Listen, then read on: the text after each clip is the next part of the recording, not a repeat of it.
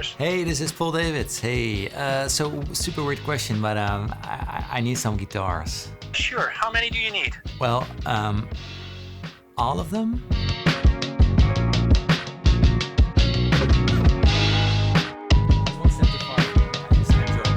Who on earth is crazy enough to bring me every guitar there is? My name is Pepijn at Hart. I'm responsible for the guitar and mandolin division of the Eastman Music Company. And well, that's the best job one can have. In this series we're looking at acoustic guitars. There's gonna be 2 episodes. In the first one we're looking extensively at body shapes, how it affects a tone, the benefits, the downsides, the characteristics, what shape is best for what player, and of course we're directly comparing them to each other.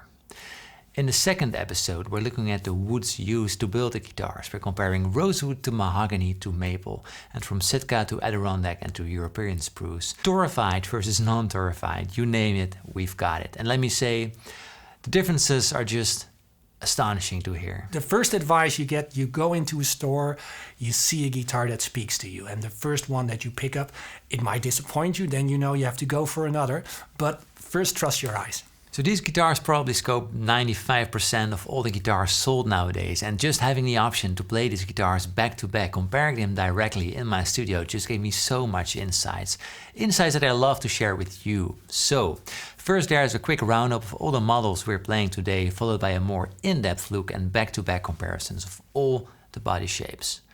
All of them. Let's go. There's always going to be a body shape that will suit a certain style of playing. Some are more versatile, some are very, very distinct in one thing that they can do really well. If we start with, for instance, the smallest body shape that we have here is the Parlor. The Parlor is probably also the oldest body shape. It has extremely good definition. It's well suited to play with your fingers, fingerstyle. Imagine yourself sitting on a front porch, the sun goes down, you play the blues, you do some Robert Johnson songs. The Parlor is your guitar.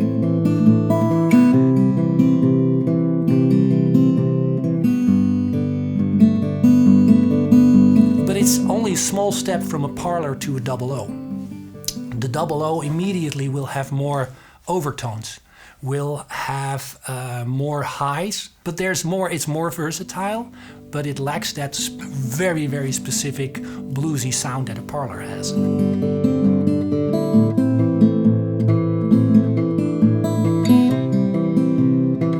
So then from the double O, the next step is going to be the Orchestra Model or the triple O. Perhaps at this very moment in time, the most popular body shape around the world, as it presents the best of both worlds. You can really play it well with your fingers. It's very delicate, and at the same time it's also suitable for strumming.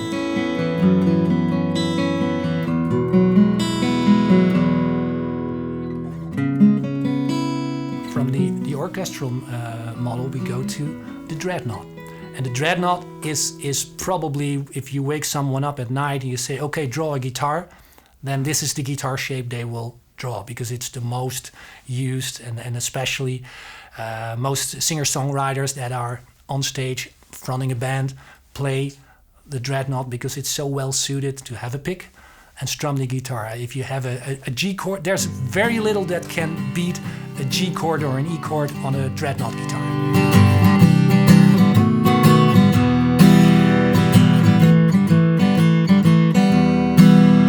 Then there's the Love Baby. The Love Baby between the OM and the Dreadnought, which is the Grand Auditorium, invented by Bob Taylor. And the Grand Auditorium offers the best of both worlds. So there is a little bit of the OM and there's a little bit of the Dreadnought, all merged into one guitar. So it's very versatile.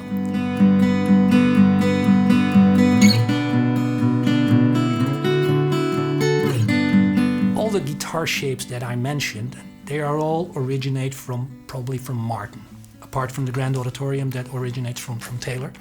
But Gibson had a thing to say or two about great sounding acoustic guitars too. So if you look at the slope shoulder, it's so that the shoulder is rounded, and yet there's a slope shoulder dread.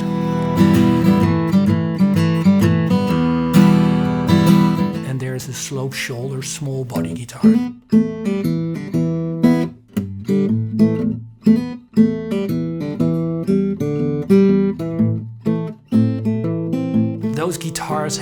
very different tonal quality than the other shapes. So it, again, not better or worse, but very different. The last body shape is the jumbo. It's big. It's the biggest and boldest body shape there is. Perhaps the coolest one. I mean, if you strap it on, unless you're very small, but if you strap it on, you immediately feel like Elvis. You know, that's one of the most famous guys. If you see him standing out there with a Gibson SJ200.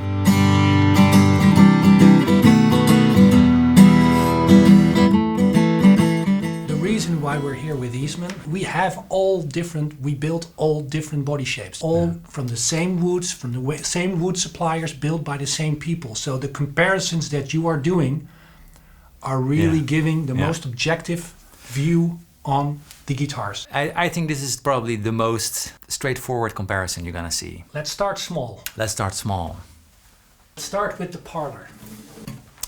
So the Parlor guitar, one thing I love about the Parlor is the way you hold it when sitting on the couch. I mean, probably everyone spends their evening on the couch, so why not do it with a guitar on your lap? And I feel like the Parlor is so comfortable. It is absolutely probably the guitar with the most projection.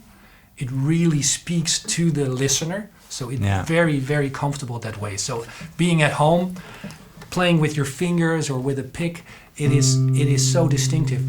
You have that one note, you know, that one note that really got to you.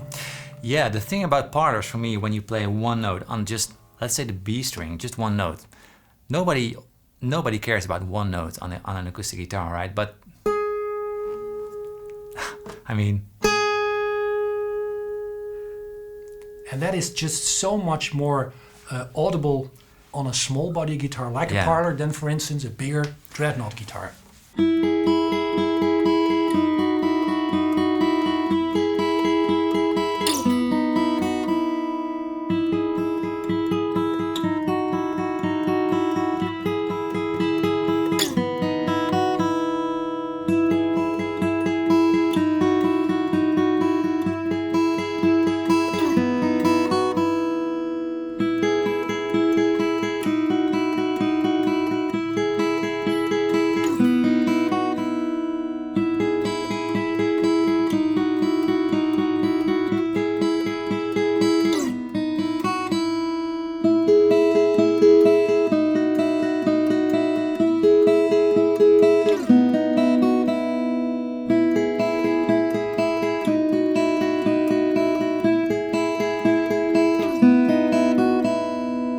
What the difference is, but it just moves me in such a different way. On a Parlor, playing one note or just, you feel this is enough to make the body move, and when the body moves, that's where the magic lies for the guitars. At least that's and my it's thing. also kind of where the history of acoustic steel string guitar started.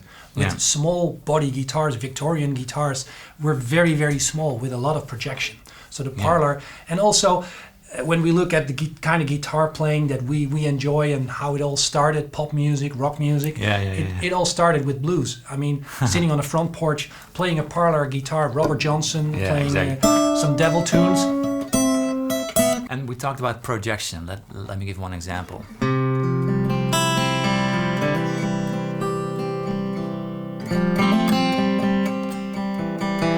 I mean, I hear all the notes very clearly, but what even is projection? Yeah, it's kind of like having more focus to your sound. So the sound is coming straight to you as the listener. Yeah. And every note has its own distinctive sound to it.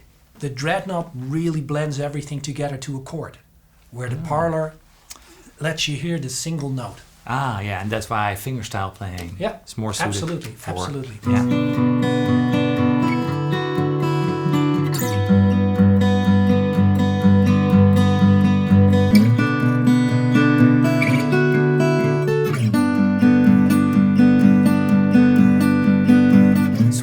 So, if we go one up from the Parlor, where do we go? We go a little bigger, very, very similar, but still, there is difference. And you can immediately hear the difference. Yeah, wow. A little bit more spark on top, but somehow also a little bit less low end to it, I feel like. There's probably less low end and there's more mids and highs, so The range of tones is a little bigger. Bigger, okay. Yeah. And also a little more versatile. So every time you go bigger on a guitar, you also kind of lose a little bit of that very specific sound, and it adds more to it. So you get more frequencies actually. So this is the speaker, and we're making a more wide range speaker. Yeah.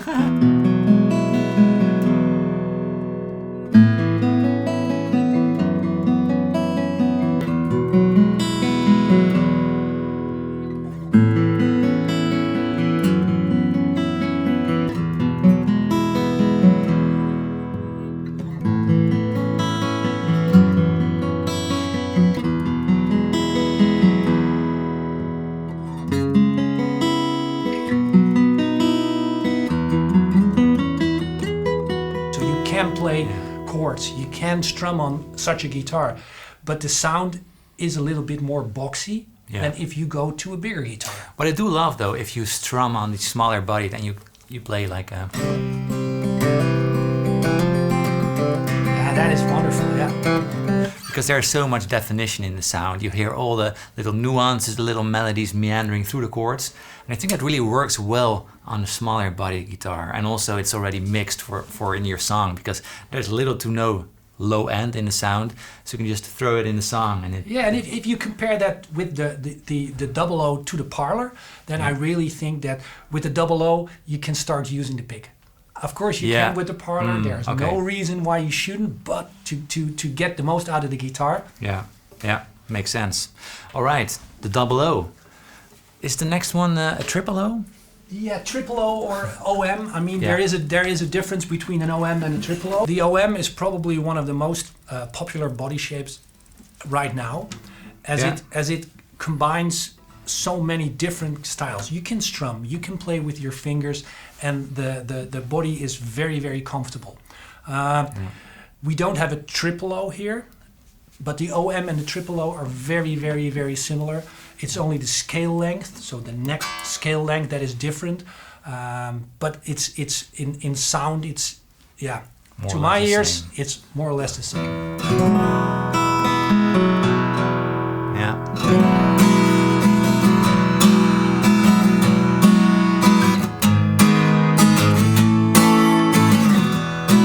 You hear the strumming on an OM is so different than on a double O. Immediately the boxy sound, which is also kind of cool, but it's not perceived as the best sounding way for strumming. Yeah. Immediately it's here gone. You get all this. You get the highs, you get the lows, everything's there, and the chord is being formed in a more natural way. The sound is more glued together. Yeah. All the strings are like everything becomes one.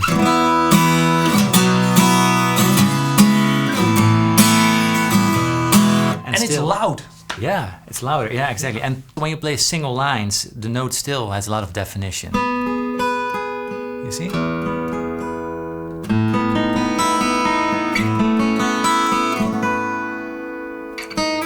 And it's funny that you hear Paul playing, and his playing is different on this guitar than on the other two. So immediately a body shape also kind of pushes you into a certain direction, because the guitar, the body shape demands you to play it a certain way to get the best out of it. Yeah, I always feel like you gotta buy the guitar for the guitar player you want to be. So if you want to be a strummer in a band, you don't buy a Parlor. If you want to play fingerstyle blues on a porch, you better buy a Parlor, because the guitar will accommodate your playing style better. All right, so this is the OM, a beautiful instrument, beautiful. I think if you want to buy one maybe and want to do a little bit of both, this might be a very sensible choice. But I feel like we can go forward, right? Ooh. Here we go to the big guns. Same woods, rosewood back and sides, spruce top. Paul, I was thinking, just if you strum an E chord. Yeah, sure. On the, and we do exactly the same on the Dreadnought. Oh, let me do it one more time without gasping. That's what this guitar is built for. Yeah, when you play that low string, you feel the body pumping, you feel air moving around you, the whole room fills with sound. You hear one huge thing, just Wow. And play that E chord, the ultimate chord of freedom. Play that E chord on a guitar as the first thing you do on an acoustic guitar, because that gives you a comparison. Immediately you hear the characteristics of that guitar, of that body shape.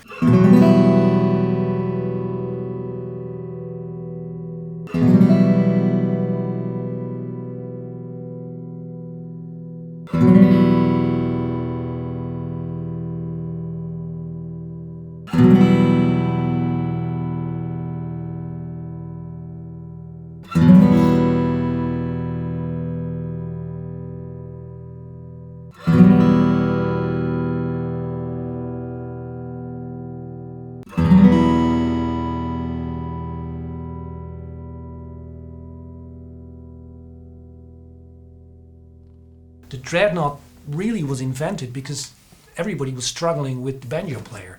There were no PAs back in the 30s and the 20s of the previous century. So if you want to be heard, the guitar had to be bigger. The small body guitars couldn't cope. The mandolin was very loud, the banjo was very loud, the fiddle was loud. So they had to come up with a big guitar, which is the Dreadnought. It feels big in the hand, not the most comfortable shape on the couch.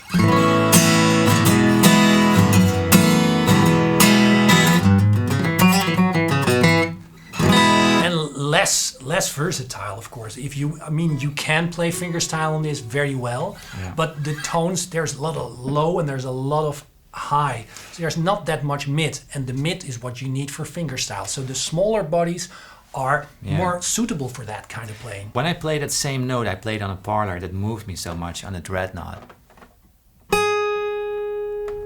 it doesn't do the same for me, because you feel the instrument isn't really reacting to the note itself. It needs more push. Now you start, but that's where the Dreadnought really shines. But if I'm not mistaken, jump one higher. What we now should be looking at is the love baby. I described it before. It's the love baby between the Dreadnought and the OM, and it's the Grand Auditorium. Am I right in saying it's more modern? It is more modern because it's probably, it was more or less invented by Bob Taylor, the Grand Auditorium body shape. And obviously this has a cutaway. Yeah, for shredding. And there's a couple of things on this guitar that are different from the rest. There is a sound port, there's a bevel. It's a more modern guitar because we wanted to give this guitar also a more modern look because of the fact that it is a more modern guitar. But it has a perfect balance between the OM and the Dreadnought. That's why we call it the love baby of those two. Okay, so it's perfect for strumming, it's perfect for fingerpicking, it's basically the perfect guitar? Well, if you want to go versatile, it is. Okay.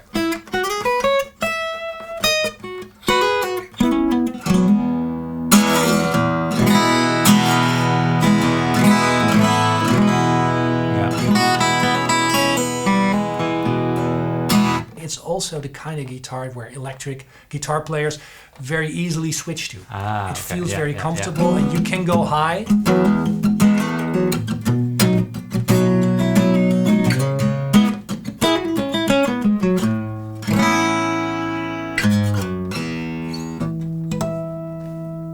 So that's the Grand Auditorium. Yeah. Cool. I get where this is coming from and I get the people that it's serving, and that's a very welcome addition to the whole spectrum of body shapes. Most of these guitars we've spoken about, whether it's Martin traditional or it comes Bob Taylor, his name has been named. But now we also don't have to forget that there's the Big G company, Gibson, who made some incredible or invented some incredible acoustic guitars, often referred to as the slope shoulder. Slope shoulder, we call them the SSs, the slope shoulders. So here we've got such an example, the E20 SS. It is a Dreadnought. Slope shoulder, guys. This is the shoulder. Let's compare that to the Dreadnought. Square shoulder. And you can say, wow, that doesn't make a big difference in sound, right? But I would be wrong, probably, because let's play a chord. Well, the thing that is so brilliant about these slope shoulder models is that there is more natural compression.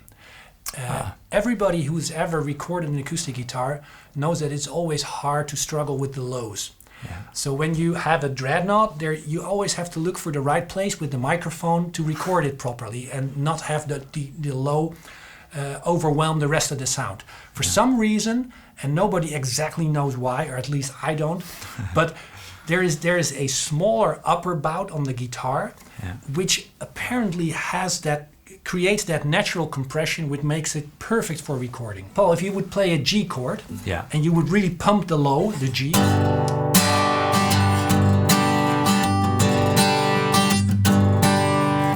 then you hear that low is not out of control, but you can control it. Your right hand really controls the low on that slope shoulder. Can I do the same with that one?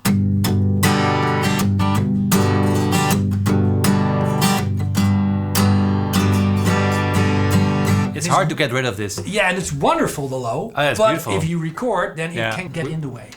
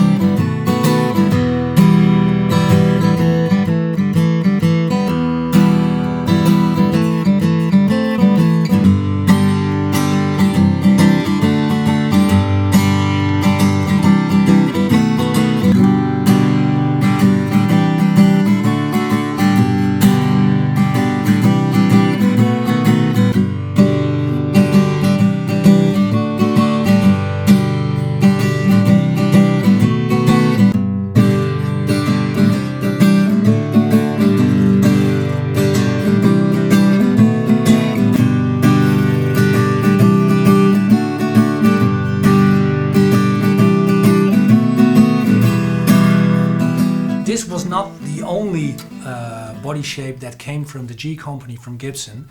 They also had like the L model, a smaller body guitar. Yeah. And our version of that is this one, the 00SS. So the E20 00SS, so it's a slope shoulder. It's different from the Martin style 00. Obviously, as you can see, different in body and different in sound. A little more pronounced waist. Yeah, 14th fret. This is a 12th fret guitar, so that also has an influence on the sound. Yeah.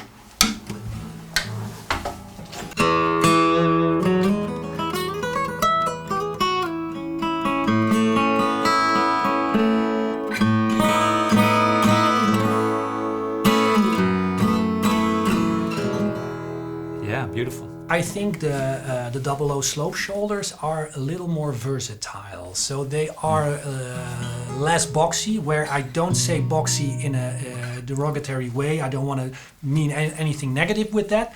But boxy is specifically what you want when you play fingerstyle. This one you see being used a lot by singers fronting a band, playing a guitar like that, because it's also very comfortable on stage because the body is not that big.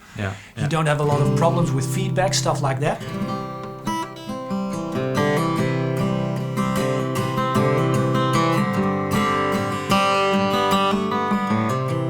We gave this one a slotted headstock, but you can also find them with just a pedal headstock, just regular.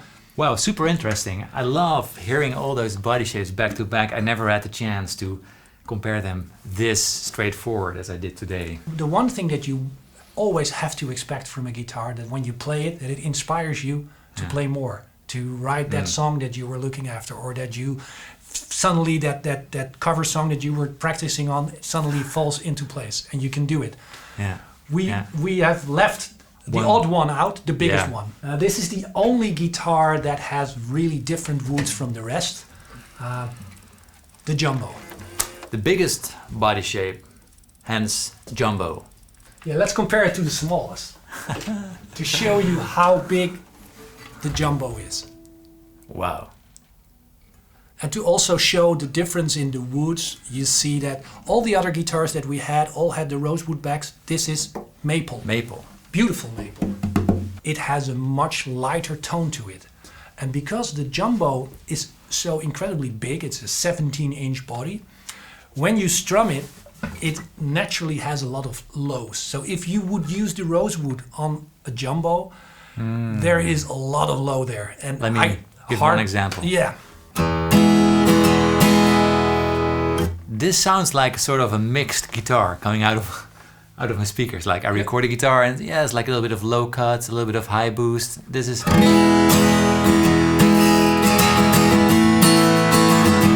also not too much mid. It's pretty scooped in the middle, right?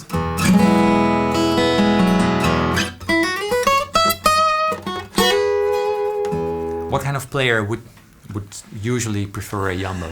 I think the guy who really likes his chords, who really likes to strum. Yeah. There is this picture of young Elvis playing an SG 200. It is the kind of guitar. It's a flashy guitar. It's also the guitar with the most beautiful inlays. Not for any reason, but it is a kind of guitar that really has a lot of visuals, and it's big and bold. Maybe also for those that are a little bit shy and want to hide behind the guitar. Yeah, absolutely. Oh, you can.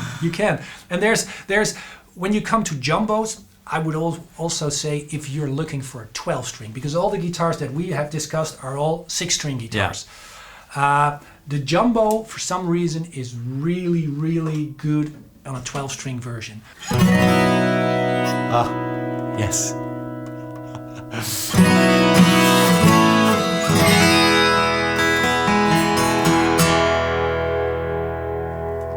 Everybody loves a 12-string. It's not the kind of guitar that you play on every song, every day, all day long, but it mesmerizes everybody. You just have to play this chord, and everyone knows. Let's stop. But everyone knows what I'm talking about. It's just a beautiful sound. It's just insane. Here it is mahogany, and we're going into the woods later in a different video, but the mahogany in comparison with the 12-string. The 12-string has a lot of high, because the top strings are doubles.